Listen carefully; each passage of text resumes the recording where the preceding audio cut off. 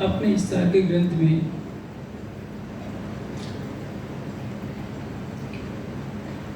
अपने हृदय में उमड़ने वाली सातों सागरों का वर्णन किया है। ये सातों सागर उस मेहर सागर में समाहित हो जाते हैं जिसको हम कहते हैं कि यह राज्य का स्वरूप है। राज्य का स्वरूप तो सारा परम धाम है, लेकिन यहाँ की भाषाओं में समझने के लिए ऐसी भाषा का शब्दावली का प्रयोग करना पड़ता है जिससे मानव मस्तिष्क उसको आत्मसात कर सके। इस प्रकरण की चर्चा करने से पहले मैं एक सरल सा दृष्टांत दूंगा जिसकी पृष्ठभूमिका में इस संबंध में आएगा कि वास्तविक बात राज्य खाना क्या चाहिए। आशा पूरो सुख देव नए नए कराम सिंगार। महामती जी की आत्मा अपने आराध्य को, आराध्य का अर्थ वह नहीं जिसकी पूजा की जाती है, अपने हृदय मंदिर में बसाकर जिसकी पूजा की जाती है, जिसकी आराधना की जाती है। मैं हृदय मंदिर कह रहा हूँ कि जो मंदिर जगह जगह दिखाई देते हैं, मैं उसकी बात यहाँ नहीं है। हर परमात्मा अपने हृदय मंदिर में अपने प्राणेश्वर की अनुपम शोभा को बसाए रखती है, उसी की वो पूजा करती है। पूजा का अर्थ यहाँ अच्छा धूप दीप से नहीं है, हृदय के भाव से जो उस पर समर्पित रहती है, अपने हृदय को उस पर लुटा देती है, उसको यहाँ पूजा करती है। परमात्मा का हृदय क्या है, इसको समझने के लिए दृष्टांत में दे रहा हूं। क्या कोई अपने बेटे का नाम रावण रख सकता? कभी नहीं रखेगा। उद्यात पुरुषों का नाम रखा जाता है, राम का, श्री कृष्ण का, शिव का, जो भी महापुरुष हैं। कभी खलनायक का नाम कोई रखना नहीं चाहिए। किंतु एक साथ इसका एक अपवाद है। महाभारत की नायिका है द्रौपदी, लेकिन कोई अपनी बेटी का नाम द्रौपदी मुश्किल से रखता है। वैसे राष्ट्रपति महोदया का नाम जरूर द्रौपदी है। आमतौर पर द्रौपदी का नाम क्यों नहीं रखा जाता? क्योंकि द्रौपदी का सारा जीवन आंसुओं से भरा रहा है और वो नायिका होते, महाभारत की नायिका होते हुए भी पीड़ाओं से जूझती रही। इससे कोई पिता ये नहीं चाहेगा कि उसकी बेटी को बड़ी सभा के बीच में नग्न किया जाए, और इसलिए कोई पिता अपनी बेटी का नाम द्रौपदी रखना पसंद करता है। कारण क्या है? नाम कहने के लिए तो नाम कुछ नहीं है, लेकिन नाम में बहुत कुछ है। यदि किसी का नाम राम रख दिया जाए, चौराहे पर बैठकर वो शराब पीने लगे, कोई भी देखकर क्या कहेगा? अरे भाई, तेरा नाम राम है, लेकिन तू काम तो रावण का कर रहा है। यदि कोई सचमुच सोच ले कि मेरा नाम यह है, तो उसके अनुसार आचरण करने का वो प्रयास करता है। उसी तरह से पीछे तक आवाज साफ जा रही है, आवाज फट क्यों रही है? माइक दूसरा दे दीजिए।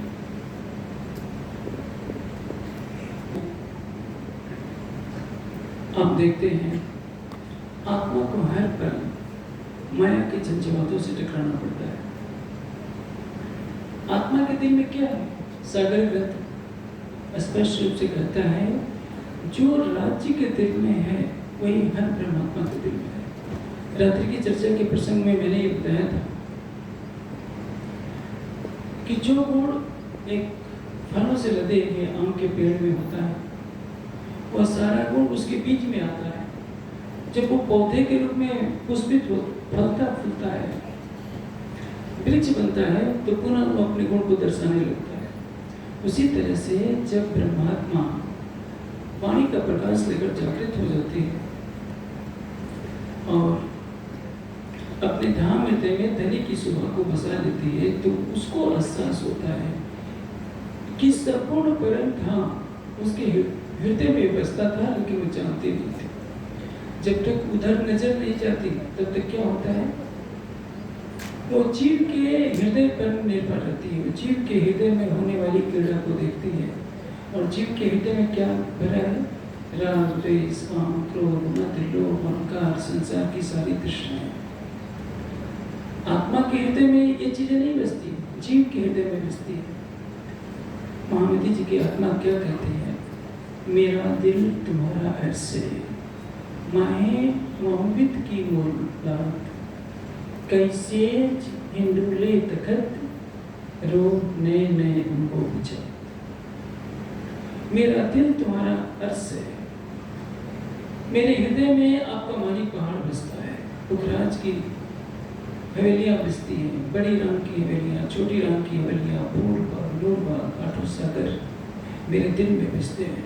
जैसे मैंने आपको एक कह दिया, यहाँ जितने सुंदर साहब बैठे हैं, मुझे लगता है 90-95% सुंदर साहब ने बरगद या पीपल का पेड़ तो देखा होगा।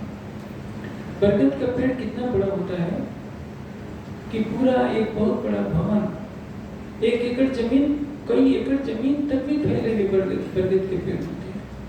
उसका बीज कितना छोटा होता है, सरसों से भी छोटा बरगद या पीपल का बीज होता है। कोई उस बीज को देखकर मान सकता है कि इसमें इतना बड़ा वृक्ष छुपा हो? कोई नहीं मानेगा।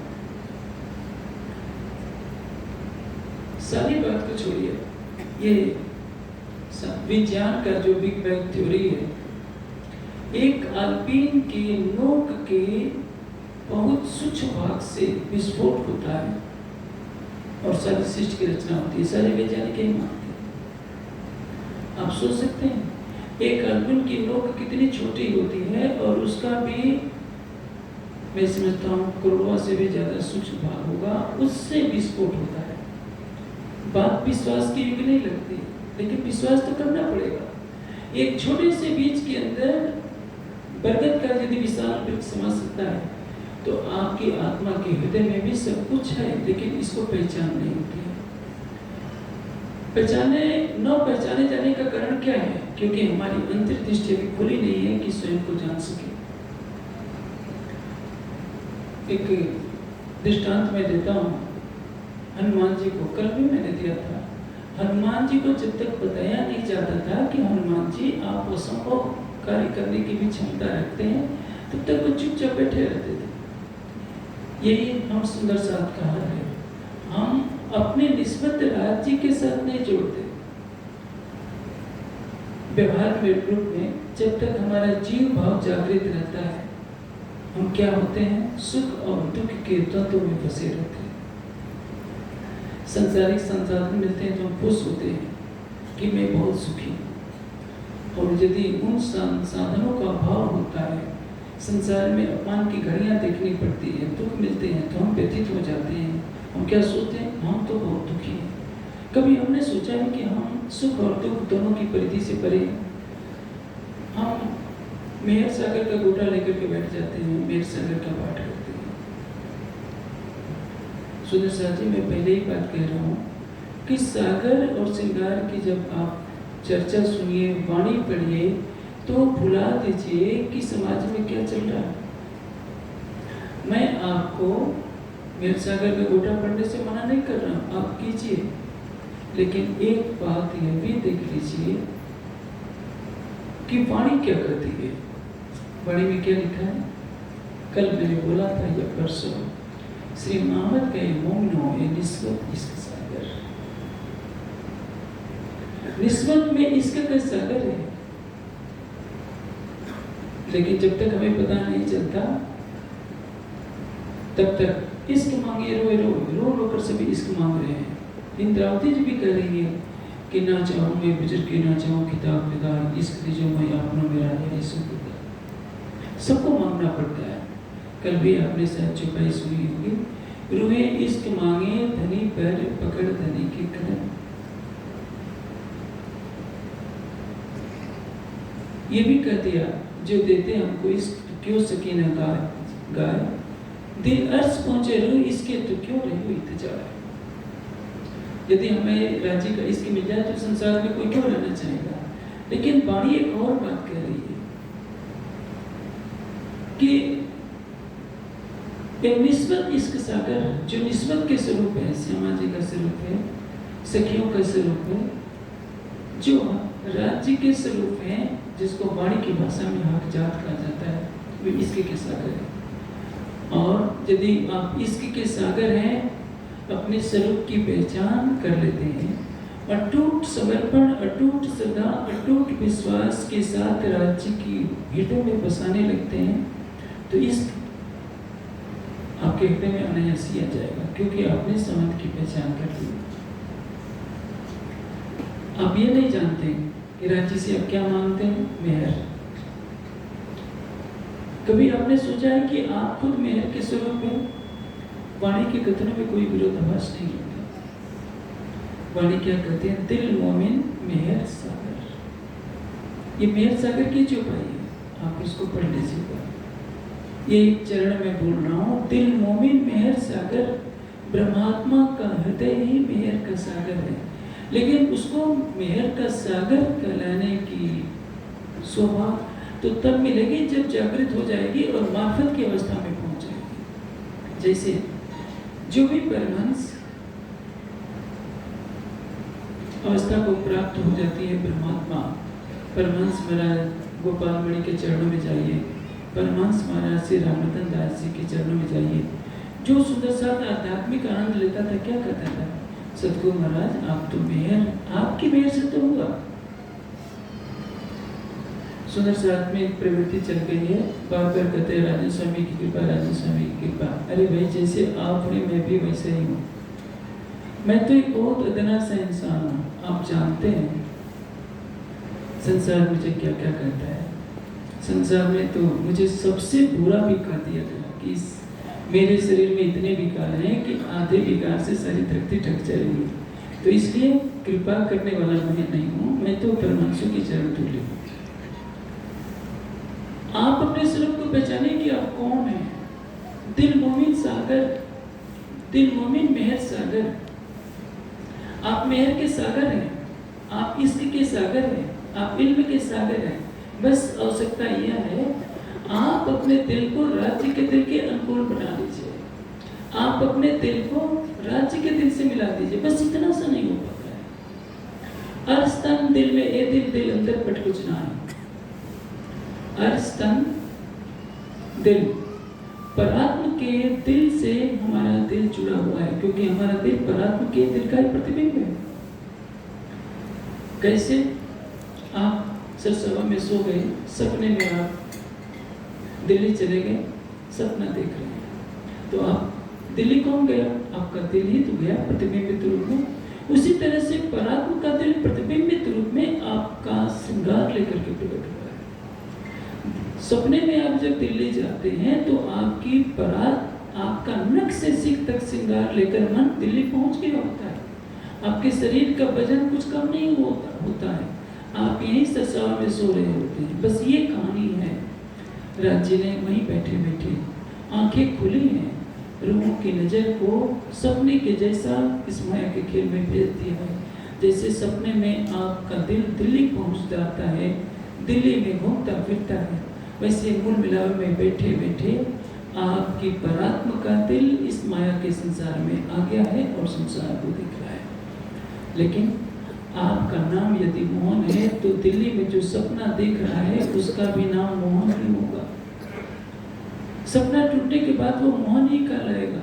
लेकिन दिल्ली में जाने वाला मोहन यदि अपने मूल तन के विपरीत कार्य करता है तो उस पर दाग लगता है कि ये सपना बुरा क्यों देख रहे थे।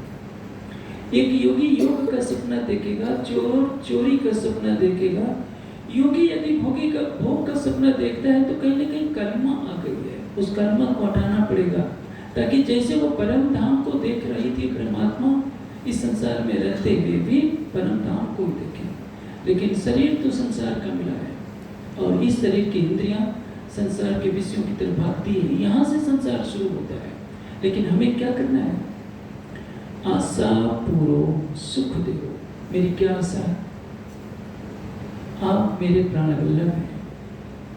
मैं संसार से आशा क्या करूंगी? एक ही आशा है, मेरे धाम हृदय में बैठ जाओ। क्योंकि आपने कहा है कि मेरी आत्मा तेरा दिल ही परम धाम है।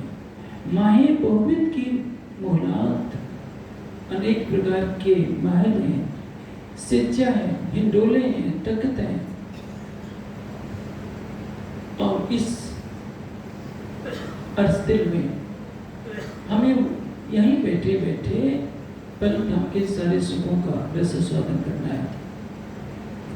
राजा वाणी ने एक बहुत ऊंची बात कही है कि जेता सुख तुम्हारे अर्श में, सो सब हमारे दिल। परम धाम में अनंत सुख है, लेकिन अनंत सुख का रस स्वादन हमारी आत्मा नहीं कर सकती। आत्मा में है, लेकिन इसलिए नहीं कर सकती क्योंकि उसने जिस मिट्टी के तन को धारण किया है, उस तन में सामर्थ्य ही नहीं उसका बोझ ढोने की। इसको एक दृष्टांत से समझिए। एक सेठ है जिसके पास 100 मालगाड़ी के बराबर का माल पड़ा हुआ है, और वो कह दे कि एक बैलगाड़ियों पर, आजकल तो बैलगाड़ी का जमाना चला गया, छोटा हाथी होता है आजकल, छोटे छोटे ट्रक, उस पर ठोको और एक दिन में ठोको, कहाँ से संभव है? वो एक ट्रक पर 5 ट्रक का बोझ लादेगा तो क्या ट्रक चलेगा? बस ये काम है। परम धाम के अनंत प्रेम को परम धाम के नूरी तने झेल सकते हैं। इस संसार में इस तन की एक सीमा है। एक कवि ने क्या कहा है? कनक कनकते सोगुनी या मादकता अधिकार, या खाई बोराज या पाई बोरा। सोने में धतूरे से भी 100 गुनी मादकता होती है, नशा।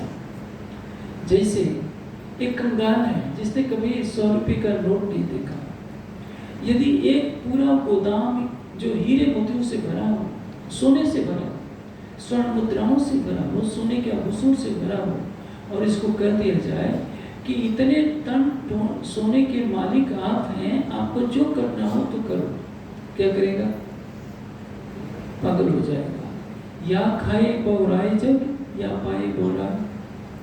धतूरे खाने वाला पागल हो जाता है, लेकिन सोना भी सामर्थ्य से अधिक मिल जाता है तो उसको पाने वाला पागल हो जाता है। कारण क्या है कि उसको नहीं पता कि इसका उपयोग कैसे करना है। जैसे एक खरबोपति है, वो 100 टन सोने का उपयोग जानता है, लेकिन एक कंगाल जिसने 5-5 रुपया, 1-1 रुपया इकट्ठा कर रात की रोटी का जुगाड़ करता है, वो बेचारा 100 टन सोने का उपयोग क्या करेगा? ये तो सोच कर ही उसका मस्तिष्क जवाब दे जाएगा। इसलिए परम धाम की अनंत शोभा, परम धाम के अनंत प्रेम, परम धाम के अनंत आनंद को सहन करने की सामर्थ्य हमारे जीव में नहीं होती है। यही कारण है कि राजा भाव सिंह का शरीर छूट गया। राजा भाव सिंह ने कभी योगमय का दृश्य नहीं देखा था, और जब नित्य वृंदावन का प्रेम, अनन्य प्रेम देखा। प्रेम क्या होता है?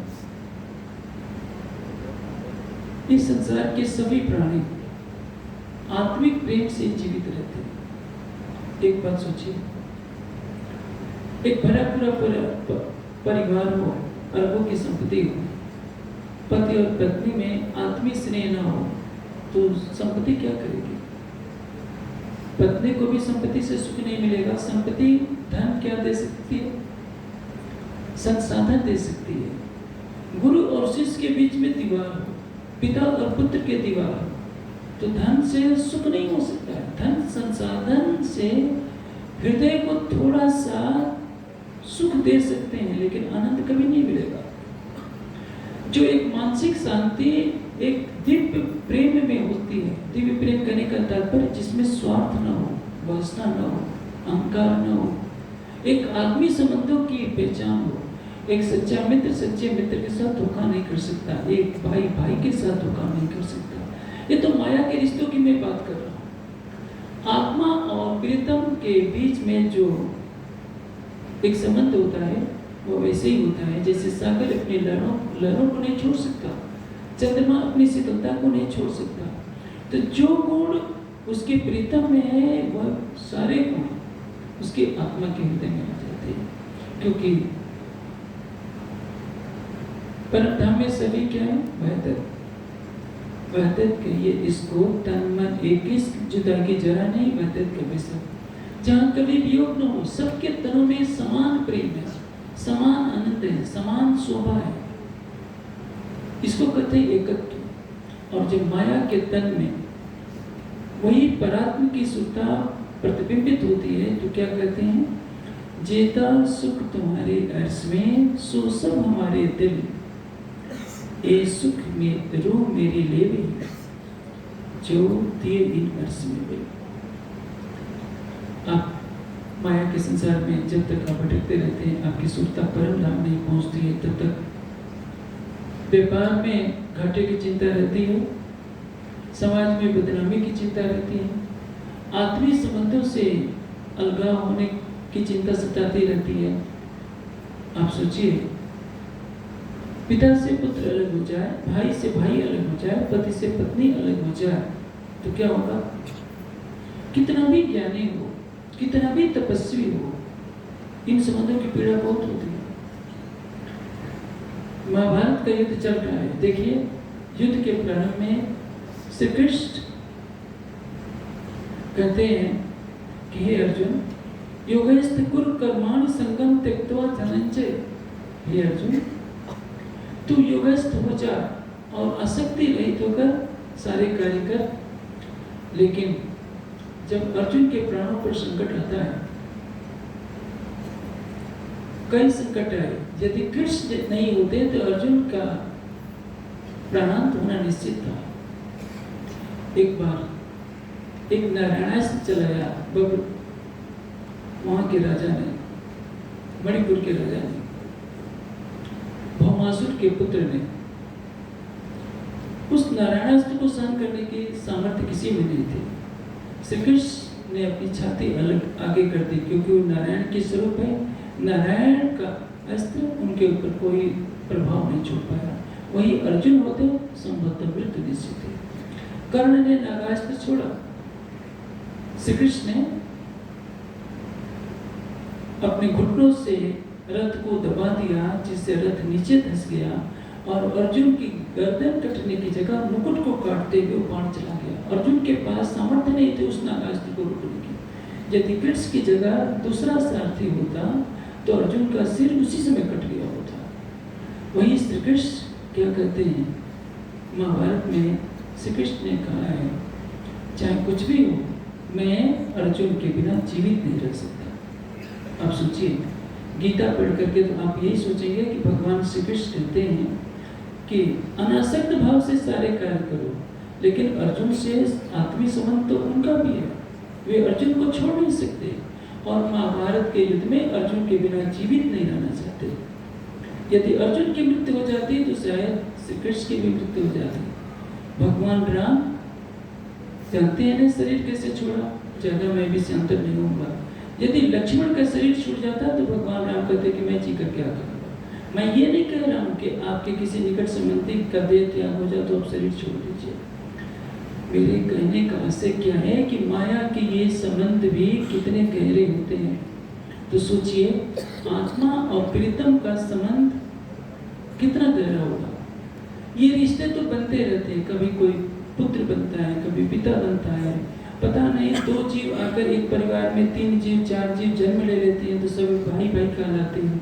अगले जन्म में दुश्मन भी बन सकते हैं, कुछ नहीं कहा जा सकता। लेकिन सृष्टि को चलाने के लिए ऐसे विधान बनाए गए हैं, जब इन संबंधों में बिखराव होता है तो बड़े से बड़े ज्ञानी, बड़े से बड़े तपस्वी, बड़े से बड़े योगी का हृदय भी दब जाता है। मैं संसार के रिश्तों की व्याख्या करने के लिए नहीं बैठा हूँ, मैंने तो आपको केवल यह बताया ये समझने के लिए कि दिल क्या होता है। राज्य के दिल में जो भी है, राज्य के दिल के जो अंग हैं उनके अंदर होगा। राज्य के दिल के अंग क्या है? सभी परमात्मा है।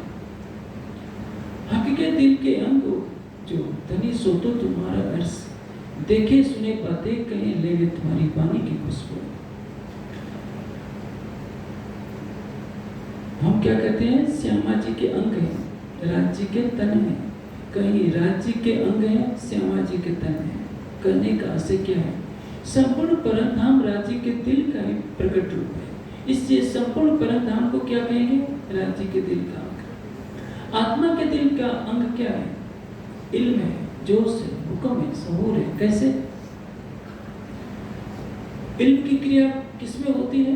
आत्मा के दिल में। इश्क की लीला कहाँ होती है? आत्मा के दिल में। तो राज्य के दिल के भी अंग हैं, इल्म है, इश्क है, लेकिन सहूर भी किसमें होता है? आत्मा के दिल में। सहूर जिसको कहते हैं चिंतन, राज्य के दिल में नहीं होता। आप सोचेंगे कि क्यों, ये भेद क्यों हो गया? राज्य सर्वदा पूर्णता में रहते हैं। तो प्रश्न यह है, क्या सखियां पूर्ण का अंग है तो पूर्णता में नहीं रहती? वो भी पूर्ण है, क्योंकि किंतु जब उनकी नजर खेल में आती है तो अपूर्णता हो जाती है।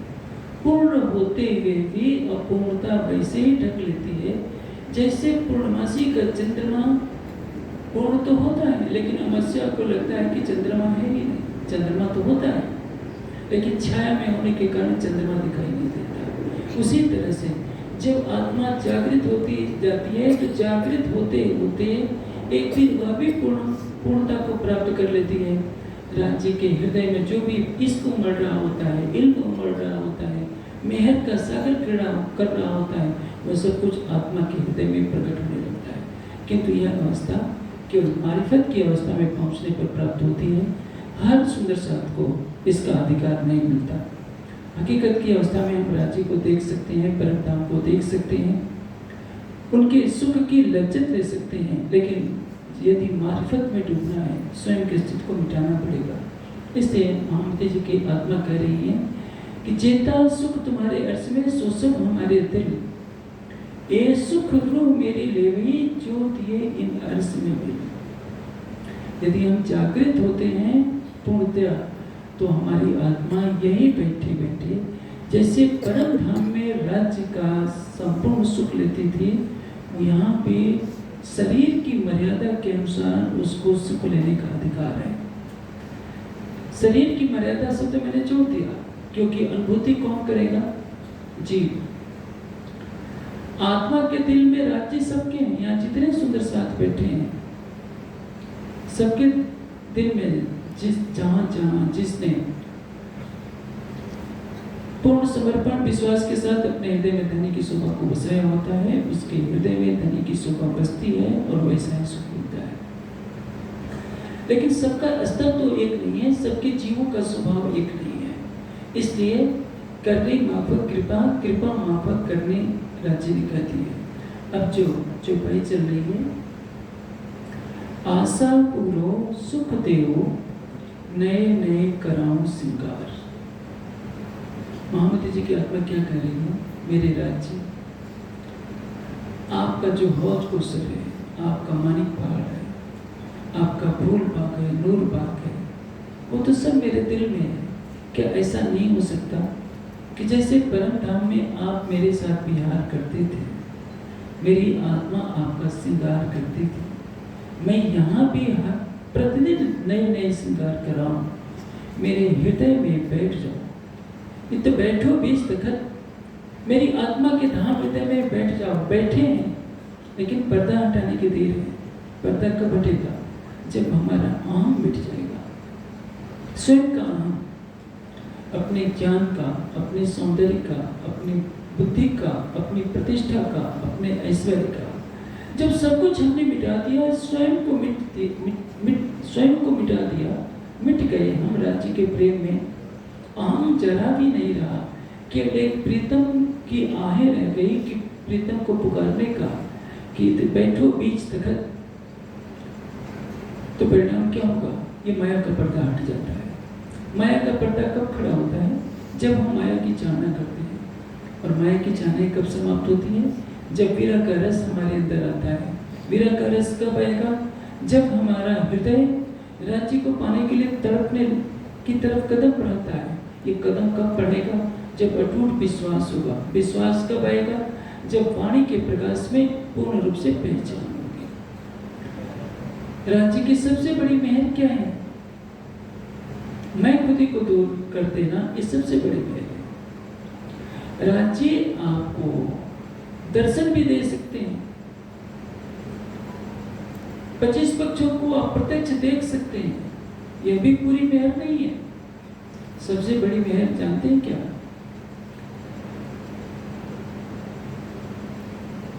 राज्य आपकी मैं खुदी को बस दूर कर दे। इन मैं में डूबिया सब कोई याको पार न पावे को, याको पार सो पावी जाको मुतलक बख्शीश हो। सबसे बड़ी मेहर क्या है? जो मैं खुदी के बंधनों को जिसने तोड़ लिया, राज्य के प्रेम में अपने अस्तित्व को समाप्त कर दिया, ये राज्य की सबसे बड़ी मेहर है। यदि राज्य आपके सामने प्रकट हो जाएं और पूछें कि आप जो चाहो तुम मेरे से मांग लो, अब क्या मांगेंगे? आधे सुंदर साथ माया की वस्तुएं मांगेंगे। विद्वान कोई होगा तो क्या मांगेगा कि मेरे सामने कोई संसार में टिक न सके, मैं सारे ब्रह्मांड को अकेले तारतम दे दूं। धनवान चाहेगा कि राज्य सबसे पृथ्वी का धनवान बना दीजिए। सुंदर व्यक्ति चाहेगा कि सबसे सुंदर मूर्ति बना दीजिए। सांसारिक चीजें, कोई परम धाम के ब्रह्मात्मा होंगे तो कोई इल्म मांगेगी, कोई इश्क मांगेगी, कोई हुक्म मांगेगी, कोई कुछ मांगेगी। लेकिन जो सबसे अधिक भाग्यशाली होगी, सबसे अधिक समझदार होगी, वो क्या मांगेगी? मेरी मैं खुद ही उठ जाए। क्योंकि मैं खुद ही होने के बाद क्या है? यही मैं खुद ही टले तो बाकी रहे खुदा। उसमें और वृत्त में कोई अंतर ही नहीं रह जाएगा। राज्य का आपने दर्शन किया तो भी आंग रहेगा कि मैंने दर्शन किया। आपके तन में राज्य बैठ गए तो भी अंग रहेगा कि मेरे दिल में राज्य बैठ गए हैं। आप कहेंगे कैसे हैं? रूह अल्लाह करे गंदगी या में उनकी मैं तो गुनाह कहिया इन पर जो मामले हक पे। राज्य उस ढंग से लीला कर रहे हैं, फिर भी देवचंद जी कहते हैं कि राज्य मैंने आपको पाने के लिए इतनी बंदगी की, मेरे तन से आप जागनी करवा रहे हो। मैं आपकी श्यामा हूँ और मेरे से पहले आप मेरे से जागनी करवा कर मीरासी को करवाना चाहते हैं। ये कौन बोल रहा है? जीव का हम बोल रहा है। और इंद्रावती ने अपने आम को छोड़ दिया। किस लिए? सिखापन है हमारे लिए कि छठे दिन की लीला में सुंदर साथ अपने अस्तित्व को मिटा दे। आपके दिल में राज्य बसते हैं तो इसका अहंकार मत कीजिए। सारे ब्रह्मांड को आप ताकत देने की सामर्थ्य रखते हैं तो भी इसका अहंकार मत कीजिए। क्योंकि यदि आपने जरा से किया तो एक पर्दा आ जाता है। प्रेम कहता है, प्रेम गली अति साकरी तामे दो न समाए। स्वयं को मिटाए बिना प्रेम की तंग गली में प्रवेश नहीं होता। प्रेम की गली में केवल आत्मा होती है, उसका प्रीतम होता है, कोई बीच में नहीं होता तीसरा। इसलिए आशा पूरो सुख देव नए नए कराऊं श्रृंगार, मेरी चाहत है कि हर पल मैं आपका श्रृंगार कराऊं। परम धाम में क्या होता है? केवल 12,000 सखियां नहीं है, अनंत सखियां हैं। अनंत सखियों के अंदर एक साथ अनंत भाव उठते हैं। आप सुंदर साथ एक सीमाबद्ध में आपको बांधा गया है, क्योंकि वैसा न करने पर बहुत अनर्थ हो जाएगा। महामती जी ने जो राज्य का श्रृंगार वर्णन किया है वह उस युग के अनुकूल किया है। यदि ये श्रृंगार वर्णन न किया होता, कोई सुंदर साथ कह देगा कि हम तो राज्य को टाई बांधे हुए, पैंट शर्ट पहने हुए, कोट पहने हुए देखना चाहते हैं, तो समस्या खड़ी हो जाएगी। क्योंकि राज्य श्यामा जी का जो श्रृंगार है वो गुजरात और राजस्थान में चलता है, पूरे भारत में भी नहीं चलता। जितने वस्त्र आभूषण है सब गुजरात और राजस्थान के। मेराज के वही संस्कार थे। राज्य ने उनके जीव के दिल के भाव के अनुसार अपना श्रृंगार दर्शा दिया। पाग भूत कई कोट पल में, मुकुट के रंग भी पल में करोड़ों रूप बदल जाते हैं। हमें तो रट्टा लगाना पड़ता है, सिंदूरिया रंग की पाग, केसरिया रंग की चार, श्वेत रंग का जामा, सारी बुद्धि का बोझ बुद्धि पर इसी का बोझ डाल दिया जाता है। ये तर्क वितर्क प्रेम में नहीं चला करते।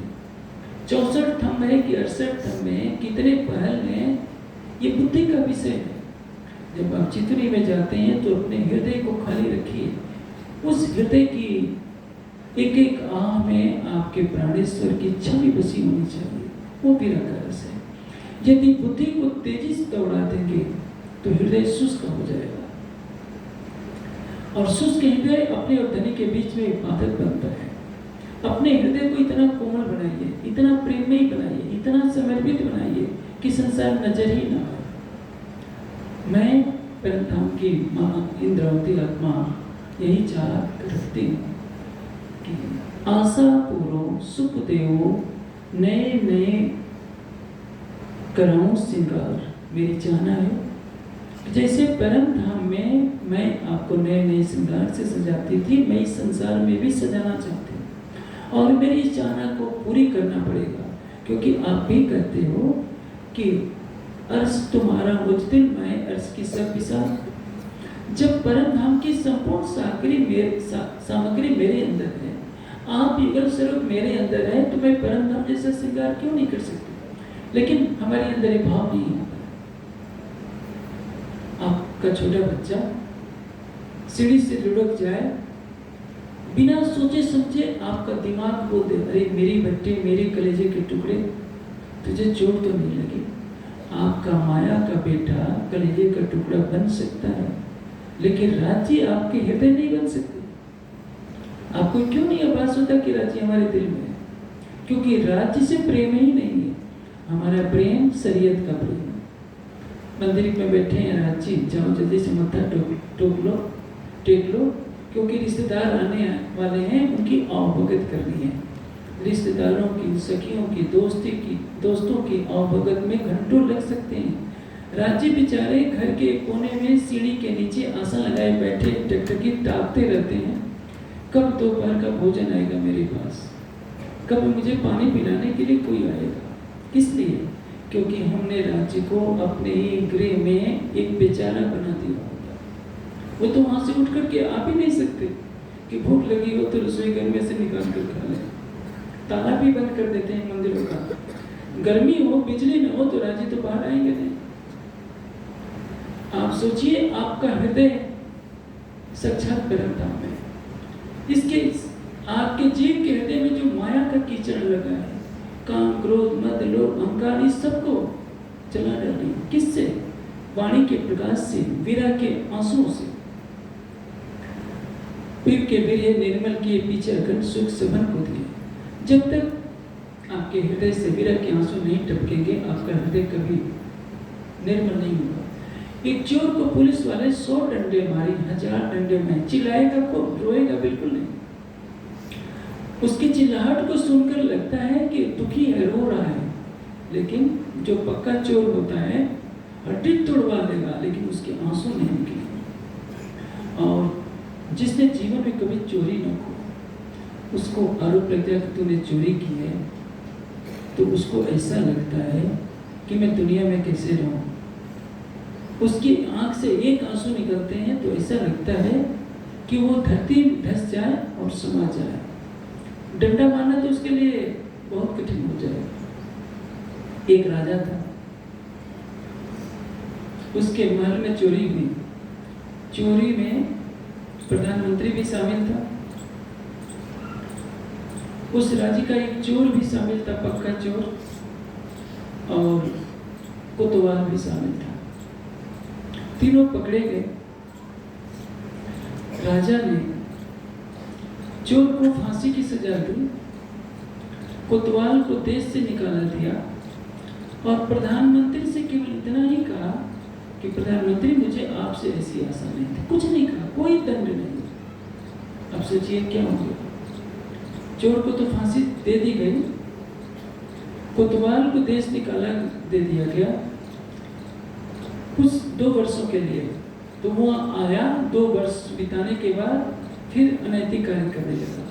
और प्रधानमंत्री की हालत जानते हैं क्या हुई? प्रधानमंत्री ने आत्महत्या कर ली। उसको लगा कि राजा ने मेरे ऊपर विश्वास किया था और मैंने राजा के साथ ही धोखा किया, क्योंकि मैं प्रधानमंत्री हूँ। राजा ने गुस्सा भी नहीं दिखाया, केवल शांति से कह दिया कि प्रधानमंत्री महोदय, मुझे आपसे ऐसी आशा नहीं थी। वो उसके लिए कितना कठोर दंड हो गया। उसी तरह से परम धाम की परमात्मा पहाड़ से छलांग नहीं लगाएगी, काशी में जाकर अपने शरीर को आरे से नहीं कटवाएगी, धूप में बैठकर चारों तरफ आग नहीं तपेगी, वह केवल विरह के आंसू बहाएगी। और इन्हीं विरह के आंसू में उसके हृदय के सारे विकार व्यक्त हो जाएंगे। और बस ये करना होता है।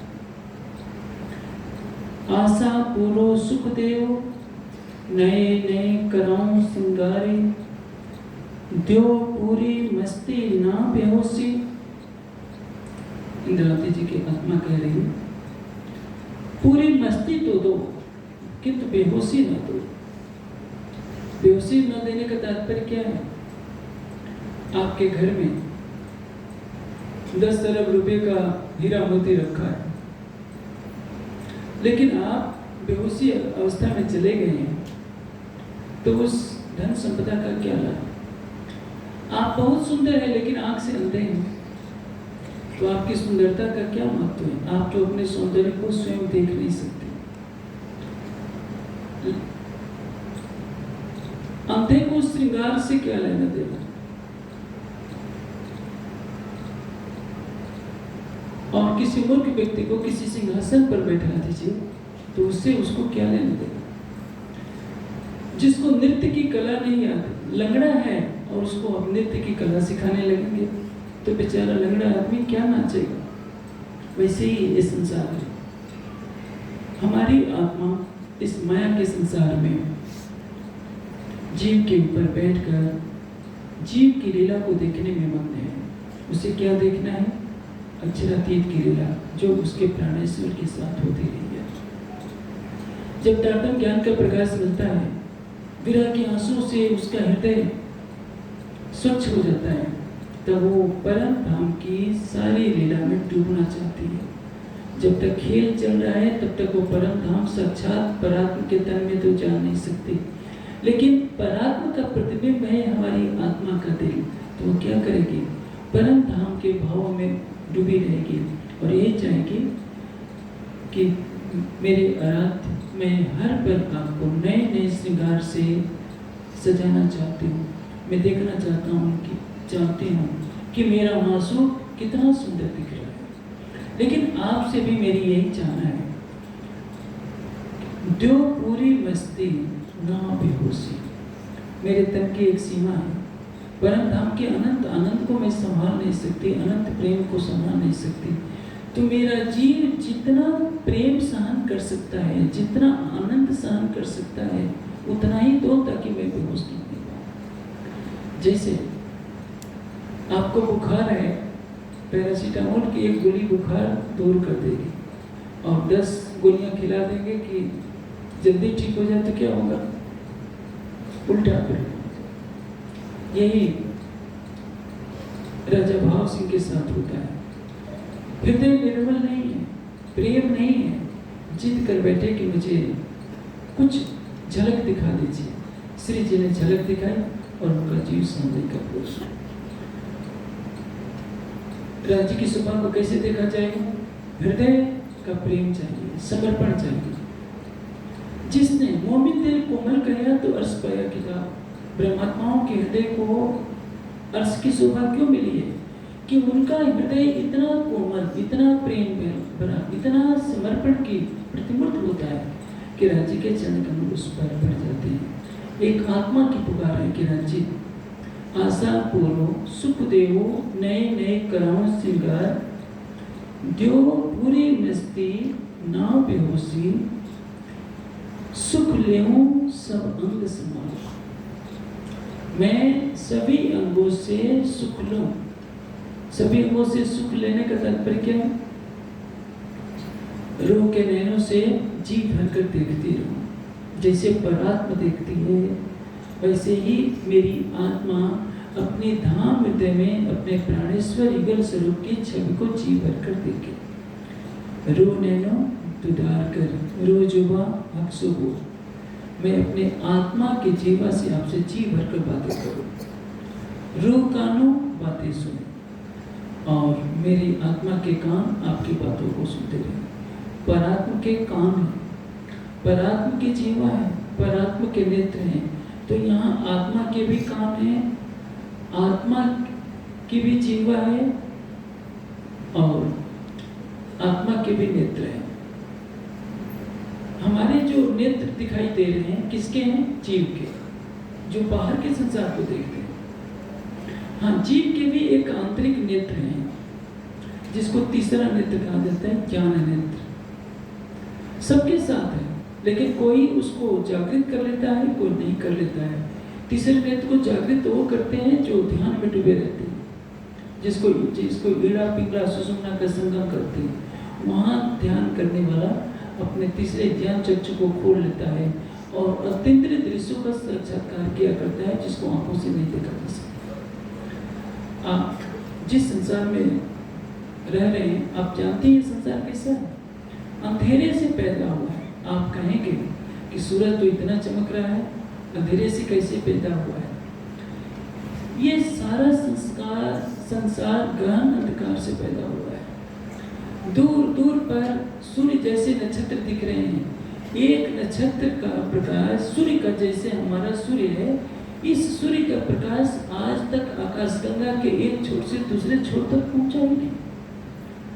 घनी रात होती है, आप देखिए संसार में क्या होता है, दूर दूर तक तारे दिखाई देते हैं। ये एक दूसरे से करोड़ों अरबों किलोमीटर तक दूर है। रात्रि के घने अंधकार में यदि दीपक या कोई प्रकाश का स्रोत न हो तो हम अपने कमरे में अंधेरे में भटकने लगते हैं। आप अंतरिक्ष यान से ऊंचाई पर जाइए तो आपको क्या दिखेगा? अंधकार ही अंधकार दिखेगा। लेकिन दिन के उजाले में हम सूर्य की गर्मी से परेशान हो जाते हैं तो सोचते हैं कि संसार प्रकाशमयी है। ये सूरज भी तो पैदा हुआ है, अंधेरे से पैदा हुआ है। ये सारा संसार ही अंधकार है। इसलिए जिसने परम धाम की उस शोभा को अपने हृदय मंदिर में बसा लिया, उसके हृदय में यहीं बैठे बैठे संपूर्ण परम धाम दिखता रहता है। हर पल वह देखती रहती है कि राज्य की शोभा क्या है। अब मैं पुखराज की चांदनी पर हूँ, हौज कौशल के महल की टापों की चांदनी पर हूँ, मैं रंगमहल की 9वीं हूँ 10वीं आकाशी की चांदनी पर हूँ, मैं फूल बाग में भ्रमण कर रही हूँ। सोचिए, यदि आप कश्मीर घूमने जाते हैं अपने किसी मित्र के साथ, संगी संबंधी के साथ, या बचपन में आपने अपने मित्रों के साथ खेल कूद में समय बिताया होता है, बचपन गया हुआ तो कभी जीवन में आ नहीं सकता। बुढ़ापा आता है तो जाता नहीं, बचपन जाता है कभी आता नहीं। उसकी स्मृति कभी आपके मन में कौंध जाए तो वे दृश्य आपको सम्मोहित कर देंगे कि मैं बचपन में यहाँ खेलता था, इन मित्रों के साथ था। आप अपने श्रोता को उस परम धाम में ले जाइए जब आप हौज कौशल के अंदर क्रीड़ा करते थे, फूल बाग में घूमते थे, पश्चिम की चौगान में क्रीड़ा करते थे, यमुना जी के सातों घाटों में घूमते थे, और वो सब कुछ कहाँ दिख रहे हैं? आपको अपनी आत्मा के धाम मिलते हैं। बाहर भटकने की आवश्यकता नहीं है। तो क्या होगा? आत्मा एक अवर्णनीय आनंद में डूब जाएगी। लेकिन हमारा दिल ही धनी का अर्थ है, इसके लिए तो विश्वास होना चाहिए। विश्वास कब आएगा? जब हमारे पास ताटन ज्ञान का प्रकाश होगा। आप अपने हृदय को कब मानेंगे कि इसमें धनी है? ये राज्य की कृपा के बिना कोई मान नहीं सकता, क्योंकि हमारे जीव के साथ विकार जुड़ा हुआ है। यहाँ जितने सुंदर साथ है, मैं ही क्यों ना, कमियां तो कहीं मेरे अंदर भी, हर तन के अंदर कमियां हैं। जब जीव उन कमियों को देखता है तो सोचता है कि मैं तो कभी राज्य को पा ही नहीं सकता। मैं आपको एक दृष्टांत से समझाता हूँ। एक पोटली कीचड़ में पड़ी है, कीचड़ काफी गंदा दिख रहा है, और आप पोटली में कई हीरों को देख रहे हैं, पोटली आधी खुली हुई, आप क्या करेंगे? यदि आप हीरे लेना चाहते हैं तो पैरों को तो गंदा करना पड़ेगा। ये सोचे कि पैर गंदे न हो, मैं नाली में ना जाऊं, गंदगी में ना जाऊं, तो आप हीरो से वंचित हो जाएंगे। इसलिए परम धाम के हीरो की पोटली इश्क को लेना है, शोभा को आत्मसात करना है, वैद्यत का सुख लेना है। भूल जाइए कि आपके जीव ने पूर्व जन्मों में पाप किया होगा, भूल जाइए कि इस तन से इस जीव ने पाप किया होगा। जीव भाव को छोड़िए, अपनी आत्मा के आनंद में विचरण कीजिए, अपना समर्पण तो राज्य को कीजिए। मैं आपको समर्पण की एक भावना बताता हूँ। भौमासुर ने 16,100 कन्याओं को बंदी बनाकर रखा था। योगेश्वर श्री कृष्ण उसका वध करते हैं। वे 16,100 कन्याएं, मैं भागवत की बात कर रहा हूँ, वे 16,100 कन्याएं कहती हैं कि हे कृष्ण, आपने इस राक्षस से हमें मुक्त कराया, तो हमारा हाथ भी आपको ही पकड़ना पड़ेगा। अब बताइए योगेश्वर श्री कृष्ण क्या करें? वे जानते हैं कि मैं संसार में धर्म की स्थापना करने के लिए आया हूँ, लेकिन वो यह भी जानते हैं कि इन कन्याओं के समर्पण को मैं दुत्कार दूं तो ये क्या कहेंगे। इसलिए लोक मर्यादा की उन्होंने परवाह नहीं की। उन्होंने कहा कि जो भी होगा इनके समर्पण को मैं स्वीकार करूंगा। वे 16,100 कन्याएं बैकुंठ की नहीं थी। रुक्मिणी से तो उनका विवाह हो चुका है, लेकिन उन्होंने उनके समर्पण को स्वीकार किया। आप देखिए, यदि आप राज्य के प्रति अपना समर्पण करते हैं, आप शरीर से कुरूप हैं, धन से गरीब हैं, झोपड़ी में रहने वाले हैं, समाज के नीचे तबके के हैं, इससे राज्य को कोई लेना देना नहीं है। आपको वाणी नहीं आती, आप अनपढ़ कमार हैं, इससे राज्य को कोई लेना देना नहीं है। राज्य को तो आपके हृदय का विशुद्ध प्रेम चाहिए। राम सबरी की कुटिया में पूछ पूछ करके जाते हैं, क्योंकि सबरी के प्रेम में उन्हें खींचा था। दुर्योधन के मेवे को कृष्ण टुकरा देते हैं। विदुर के घर बिना बुलाए विदुर के घर जाकर कहते हैं, विदुर की पत्नी से कि भाभी बहुत भूख लगी है। एक के घर मांग कर खाते हैं, और एक जो चक्रवर्ती राजा बना है कह देते कि मैं तेरा दिया हुआ नहीं खाऊंगा। क्यों? कृष्ण को किसने वशीभूत किया है? विदुर के प्रेम ने वशीभूत किया है। राम को किसने वशीभूत किया है? सबरी के प्रेम ने वशीभूत किया है। तो यदि राज्य के प्रति आपका सच्चा समर्पण है, सच्चा विरह है, सच्चा प्रेम है, तो इस जीव की उपलब्धियों को मत देखिए कि आप ऊंचे कुल खानदान में नहीं हैं, आपका रूप रंग अच्छा नहीं है, आप झूठ बोलते हैं, आपके जीव के विकार हैं। मैं अधीन करनी नहीं बांक रही की लाज। अपना हाथ तो राज्य के हाथों में पकड़ा दीजिए।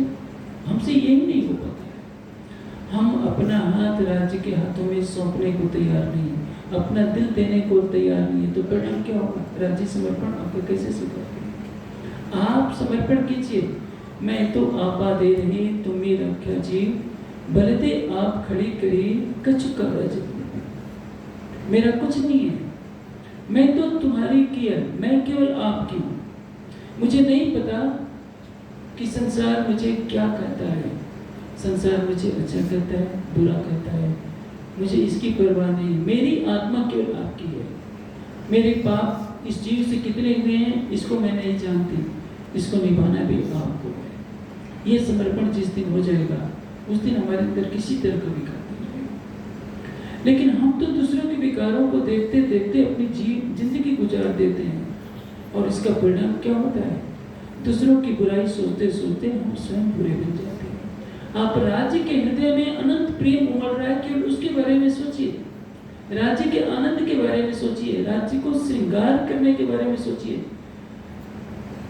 आप जाली मंदिर पे जाते हैं, पुजारी जी श्रृंगार करते हैं, आपको बैठना पड़ता है। आप हर रात्रि में आप अपने प्राणेश्वर का श्रृंगार कीजिए, आंखें बंद कर लीजिए, किसी वस्त्र की आवश्यकता नहीं है। अपने हृदय के भाव से नए नए कराओ श्रृंगार। आशा पूरो सुख देवो नए नए कराओ श्रृंगार, जो पूरी मस्ती ना बेहोशी, सुख लेऊं सब अंग समार। आप मुझे पूर्ण मस्ती दीजिए, पूर्ण आनंद तो दीजिए जितना मेरा हृदय सहन कर सकता है, लेकिन बेहोश मत कीजिए। मुझे सागर को देखना है, उसकी लहरों की क्रीड़ा को देखना है। आप सागर में डुबो दोगे तो मुझे पता ही क्या चलेगा। परम धाम में क्या था? रूहें बेनियाज थी, बीच बका बारे चार। इसमें इतना डुबो दिया कि बेसुध हो गई, उनको पता ही नहीं कि इसकी कीमत क्या होती है।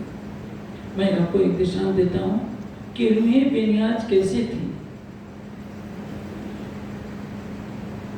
काशी के राजा की धर्मपत्नी का नाम था करुणा। वो अपूर्व सुंदरी थी। लेकिन उनको पता नहीं था कि संसार का कष्ट क्या होता है। एक बार वे वाराणसी नाम जानते हैं क्यों पड़ा? दो नदियों का बीच है, वरुणा और अस्सी के बीच, 80 घाट और वरुणा के बीच में जो गंगा के किनारे 80 घाट बना है। वरुणा एक नदी है छोटी सी, वरुणा और गंगा के बीच की, गंगा के 80 घाट के बीच की जो नगरी है वो वाराणसी कहलाती है। राजा के आदेश से नदी के किनारे रहने वाले सभी लोगों को हटा दिया गया जो झोपड़ी डाल करके रहते थे। प्रातःकाल अपनी सखियों के साथ हंसती हुई महारानी आती है, स्नान करती है, ठंड लगने लगती है, कहती है सखियों से कि देखो मुझे बहुत ठंड लग रही है, आग जलाओ। उनकी सखियां कहती हैं, जो सेविकाएं होती है कि महारानी हम आग जलाने के लिए हमें कोई साधन नहीं है। महारानी कहती है झोपड़ी दिख रही है, इसको ही जला दो। सखियां कहती है कि पता नहीं महारानी किस गरीब की झोपड़ी है, उसको जलाने पर उसकी आग लगेगी। महारानी कहती है कि मेरे प्राण निकले जा रहे, मैं ठंड से कांप रही हूँ और तुम झोपड़ी का मुंह देख रही हो। सेविकाओं को तो आदेश का पालन करना होता है, उस झोपड़ी में आग लगा दी। महारानी को आग ताप कर बहुत सुख मिला और हंसते हुए अपने बाहर आ जाती है। उधर झोपड़ी की चिंगारी फैलनी शुरू होती है, एक झोपड़ी से दूसरी झोपड़ी पर गिरती है। नदी के किनारे की जितनी झोपड़ियां थी सभी जलकर राख हो जाती। अगले दिन सारे झोपड़ी वाले महाराज के पास पहुंचते हैं कि महाराज आपकी महारानी ने हमारी झोपड़ियां जलवा दी, आप बताइए हम कैसे रहें, हमारे साथ न्याय होना चाहिए। देखिए न्याय के सिंहासन पर बैठना कांटों के ऊपर बैठना होता है। राजा की पटरानी ने ही अपराध किया है, राजा का न्याय देखिए। राजा अपने पटरानी को महल के बाहर से ले जाते हैं, उनके आदेश से उनके सारे राशि वस्त्र उतरवा लिए जाते हैं और राजा आदेश देता है कि महारानी आपको नहीं पता कि एक गरीब कितने परिश्रम से झोपड़ी को बनवाता है। आपने झोपड़ी जलाते समय उसकी कीमत को नहीं समझा है, इसलिए अब आज से आप महारानी नहीं रही। जैसे भी वो झोपड़ी बनवाना आपका है, काम है। भिक्षा मांगिए, मजदूरी कीजिए, इन सभी गरीबों की झोपड़ी बनवानी होगी। जब आप बनवा लेंगे तो मैं आपको मान में बुला लेगा। महारानी घर घर जाती है, मजदूरी करती है, भिक्षा मांगती है। सबकी जब झोपड़ी बन जाती है तो राजा अपनी महारानी को पुनः आदरपूर्वक महल में लाते हैं। तब महारानी को पता चला कि गरीब की एक झोपड़ी की कीमत क्या होती है। आप भी वही हैं, आपने परम धाम में प्रेम की कीमत नहीं समझी थी। इसको कहते हैं रुहें बेनियाज थी, बीच बका 12,000। प्रेम में डुबो दिया था तो क्या हो गया, प्रेम का पता नहीं था। महामती जी जैसे कहते हैं ना, दूध को जला छाछ को भी फूंक करके पीता, इसलिए कह दिया जो पूरी मस्ती ना बेहोशी, सुख ले सब अंग समार। मुझे अपने आनंद में बेहोश नहीं कर देना कि मैं भूल जाऊं। मैं इस क्रीड़ा को देखना चाहती हूँ, सागर की लहरों को देखना चाहती हूँ। चंद्रमा कैसे सीधे चांदनी को फैलाता है, मैं इसको देखना चाहती हूँ। मैं लहर अवश्य हूँ, लेकिन सागर में डूब नहीं जाना चाहती, सागर के ऊपर अटकेलियाँ करना चाहती हूँ, ताकि मैं जानूं कि मेरे सागर की वास्तविक पहचान क्या है। यह जो भाई हमारे जागने की एक बहुत बड़ी भूमिका तैयार करता है कि हम सब सुंदर सा अपने दिल में हर पल अपने प्रीतम की छवि का अनुभव करें। समर्पण इतना करते कि हमारे मन में संशय ही ना रहे कि हम राज्य के परमात्मा नहीं है।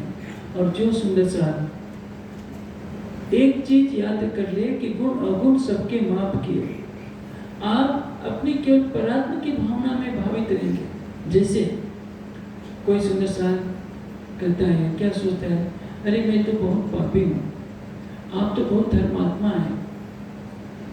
ये वाणी का क्या नहीं कहता, न आप धर्मात्मा है न पापात्मा है, न पापी है न पुण्यवान है।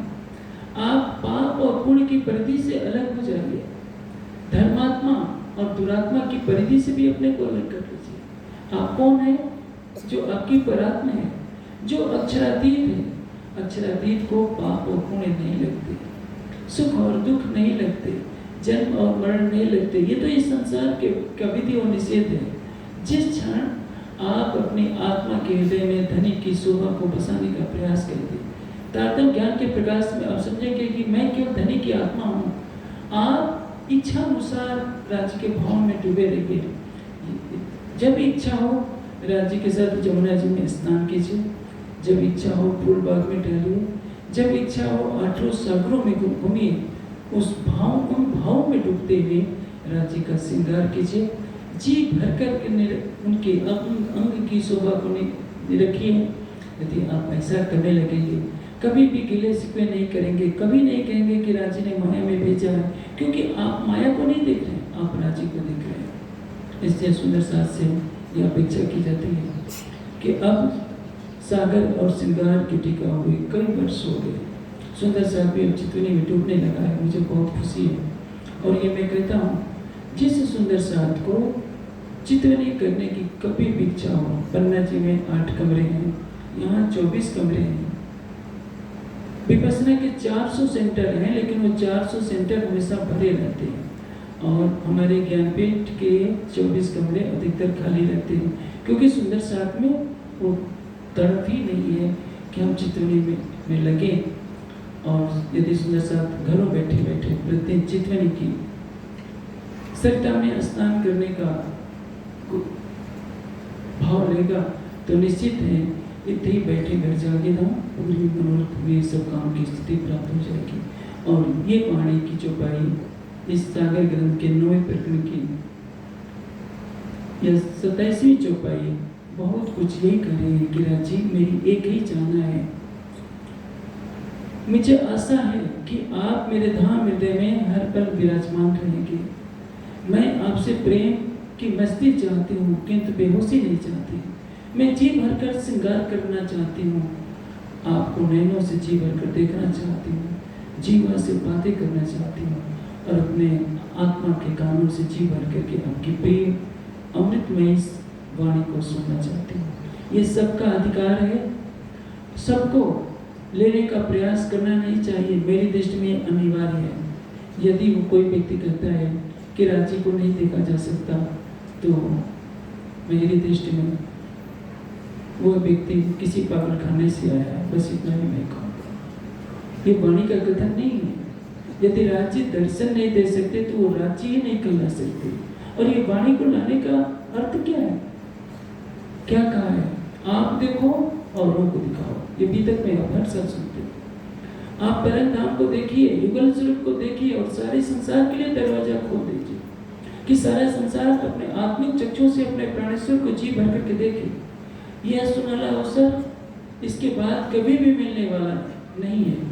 न पुनः कभी जागने ब्रह्मांड बनेगा, न अक्षरातीत के चरण कमल आएंगे, न ब्रह्मात्माएं आएंगी, न परम धाम की वाणी आएगी।